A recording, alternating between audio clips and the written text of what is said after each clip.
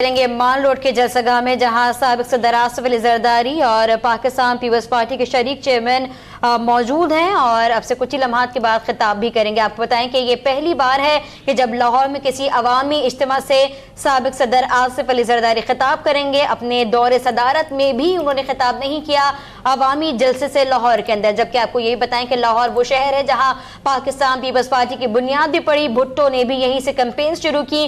Be be جب جلا وطنی کے بعد آئیں تو لاہور میں ہی خطاب کیا۔ رحیم، میری بہنوں، میرے بیٹوں، میرے بزرگوں، سب پارٹی کے ورکروں، ہمارے ڈاکٹر صاحب کے اور دیگر پارٹیز جو یہاں موجود ہیں، ان کے ورکروں کو السلام علیکم جی بھٹو۔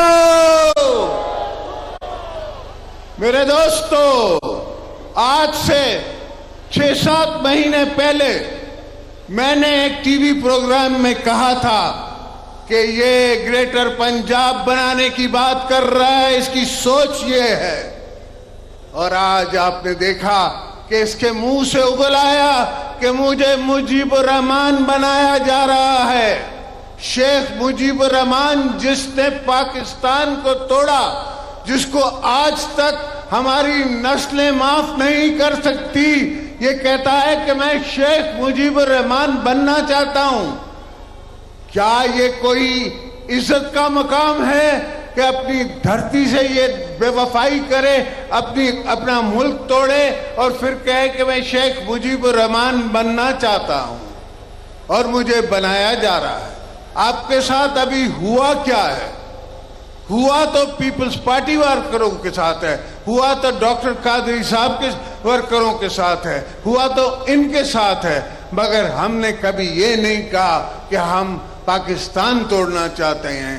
ہم نے ہمیشہ کہا کہ پاکستان کھپے، ہمیں پاکستان چاہیے، ہم پاکستان میں مرنا چاہتے ہیں، جینا چاہتے ہیں، رہنا چاہتے ہیں۔ ڈاکٹر صاحب، یہ آپ کی بڑی مہربانی کہ آپ نے اتنی پارٹیوں کو یہاں دعوت دی اور ہمیں یہ عزت بخشی کہ ہم ان سے بات کر سکیں، انہیں سمجھا سکیں کہ اس ملک کو خطرہ اور کسی سے نہیں ہے۔ ان ملک کو خطرہ صرف جاتی امرا سے ہے۔ یہ جاتی امرا کے مجیب الرحمان ان سے خطرہ ہے۔ یہ اتنا قرض لے چکے ہیں، اس وقت اتنا ملک کو پہ وزن رکھ چکے ہیں، یہ چاہتے ہیں کہ ملک کمزور ہو جائے تو پھر یہ مودی کا یار اور مودی مل کے جو کرنا چاہے وہ کرے۔ پر الحمدللہ اللہ کے فضل سے، آپ کی دعاؤں سے، جب تک آپ اور میں اور آپ کے ورکر اور ہمارے ورکر اور ہماری عوام اس ملک میں ہے، ہم ہرگز ایسا نہیں ہونے دیں گے انشاءاللہ۔ اور بلوچستان کی جہاں تک بات ہے، میں یہ ضرور کہتا ہوں کہ ان کو میں نے دعا ضرور دی تھی۔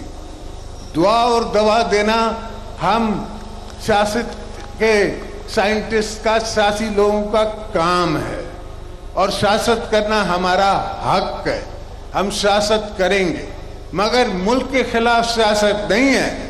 جو ملک کے خلاف وہاں سیاست کرتے ہیں، ان کے خلاف ہم نے موو کیا ہے کہ کیسا ایسا نہ ہو کہ وہاں سے خطرہ ہو سکے۔ یہ کہہ رہے ہیں کہ وہ 500 اس نے ووٹ لیے تھے، 560 یا 580، جب خود اس کو ڈپٹی سپیکر بنا رہے تھے تب یہ نہیں سوچا۔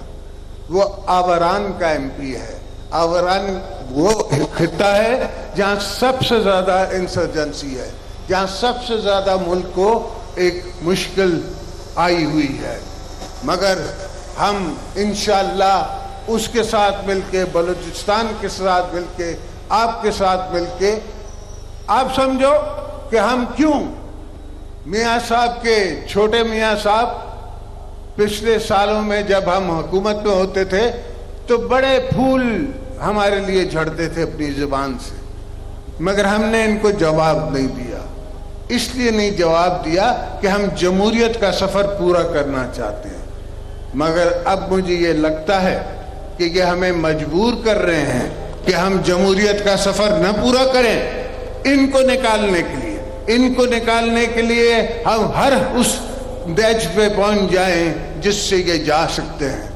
और जो सियासी समझ बूझ रखते हैं वो समझते हैं कि आज भी मैं इनको निकाल सकता हूं, जब चाहूं मैं इनको निकाल सकता हूं, इसमें मुझे कोई देर नहीं लगेगी। मैं सिर्फ पाकिस्तान का सोचता हूं और पाकिस्तान की सोच में मैं आगे चलता हूं। तो मेरे दोस्तों, पाकिस्तान ने बहुत सफर आगे करना है। आपने और मैंने नहीं रहना। इंसान की जिंदगी नहीं होती, कौमों की जिंदगी होती है। पाकिस्तान एज अ कौम जो है उसने जीते रहना है। हमारे आने वाली नस्लों ने यहाँ रहना है। हमारे बुजुर्गों ने यहाँ का अनाज खाया है, हम यहाँ का अनाज खाते हैं। हम इसलिए यहाँ की वफादारी की कसम लेते हैं। और मियाँ साहब, मुजीब और रहमान की सोच रख के आपने जब पाकिस्तान के प्राइम मिनिस्टर का आपने हलफ लिया तो आपके दिमाग में क्या सोच थी? क्या आप वो हलफ ले रहे थे? आज भी आप उस हलफ पे बाउंड हैं। ये हल्फ को एक दिन के लिए नहीं होता। मैं आज भी जो मैंने एज प्रेसिडेंट ऑफ पाकिस्तान हलफ लिया या एज MNA हलफ लिया या एज सेनेटर हलफ लिया, हम उससे बाउंड हैं। बीबी साहिबा ने दुनिया की सारे मुल्कों में सफर किया, हर जगह उनको हर लेक्चर्स पे बुलाया गया। उनको तो अल्लाह के फजल से पैसे दिए जाते थे कि आए हमें लेक्चर दें, मगर एक तकरीर उनकी नहीं है जो पाकिस्तान के खिलाफ है। हाँ, डिक्टेटर्स का हमने हमेशा मुकाबला किया है, वो आज भी करेंगे, कल भी करेंगे और कल तक करेंगे। इसलिए कि डिक्टेटर्स मुल्क बनाते नहीं, मुल्क को बिगाड़ते हैं। आज भी हमारे में जो खराबियां हैं वो ज़ियाउल हक की दी हुई निशानियां हैं। उस ज़ियाउल हक की निशानियां आज भी हम उसका मुकाबला कर रहे हैं और करते रहेंगे। मगर एक नासूर ज़रूर है हमारे घरे, ये बहुत बड़ा नासूर है, बहुत बड़ी मुश्किल है। पर सोचें, पाकिस्तान क्या है? पाकिस्तान है तो आप हैं, मैं हूँ, हर चीज़ है, मगर इनका पाकिस्तान से कोई वास्ता ही नहीं। इनका सिर्फ जाति उमरा से वास्ता है। ये जहाँ जाएंगे वहाँ जाति उमरा बना लेंगे। तो इनको कोई परवाह नहीं पाकिस्तान की, परवाह हमें है। इसलिए कि हमें इन गरीबों की परवाह है और अपने वर्करों की परवाह है और इस धरती की परवाह है। अगर मुझे रोती है तो मेरी धरती रोती है, अगर मेरा दिल दुखता है तो धरती के लिए दुखता है। मेरे दोस्तों, मेरे भाइयों, मेरी बहनों, आपके आज यहाँ आने का बहुत शुक्रिया। इससे ये जाहिर होता है कि मॉडल टाउन के इंसाफ हम लेके रहेंगे, हम इंसाफ इनसे लेके रहेंगे और इंशाल्लाह बीबी ज़ैनब बच्ची का भी इंसाफ इससे लेके रहेंगे। जिए भुट्टो, जिए पाकिस्तान, जिए डॉक्टर साहब। कसूर की ज़ैनब का साबिक़ सदर आसिफ अली ज़रदारी लाहौर में एहतजाजी जलसे से खिताब कर रहे थे। उनका कहना था कि ज़ियाउल हक की बाक़ियात का मुकाबला करते रहेंगे। बेनज़ीर की एक तकरीर भी ऐसी नहीं जिसमें पाकिस्तान के खिलाफ बात हो। मुजीबुर रहमान की सोच रखने वाले नवाज शरीफ ने क्या हल्फ लिया था? हमारे बुजुर्गों ने यहाँ का अनाज खाया है। आसिफ अली ज़रदारी का कहना था कि मैं सिर्फ पाकिस्तान की बात करता हूँ, जब चाहूँ इन्हें हुकूमत से फारिग करा दूँ। उनका कहना था कि ज़ैनब का इंसाफ भी लेकर रहेंगे, मॉडल टाउन का इंसाफ भी इंशाअल्लाह लेकर रहेंगे। आसिफ ज़रदारी ने यह भी कहा कि उन्हें पाकिस्तान की कोई परवाह नहीं है। ये लोग जहां जाते हैं जाति उम्रा बना लेते हैं। साथ साथ आसिफ अली ज़रदारी ने यह भी कहा कि ये मोदी के साथ मिलकर मुल्क को नुकसान पहुंचाना चाहते हैं। पीपल्स पार्टी ने अपने दौर में इनको जवाब नहीं दिया था।